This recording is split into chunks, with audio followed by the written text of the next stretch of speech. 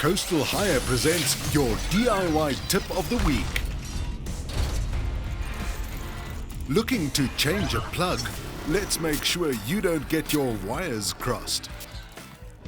All you need is a small star screwdriver and a small flat screwdriver. First, unscrew and remove the cover of the faulty or broken plug. Then unscrew the terminal screws. Next, pull the wires away from the pins and remove the wire. Make sure the wires aren't damaged.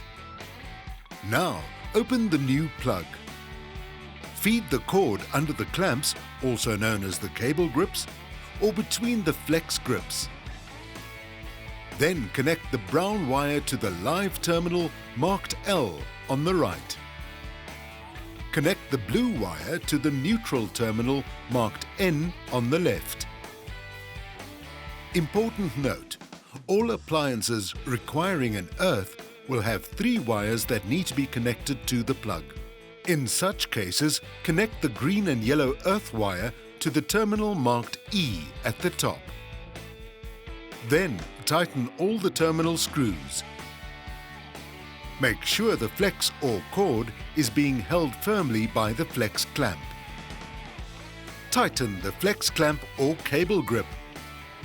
Make sure that all the end wires are pushed down. There shouldn't be any visible or exposed wire. Finally, screw on the cover or plug top, and you're done. Your DIY tip of the week was brought to you by Coastal Hire.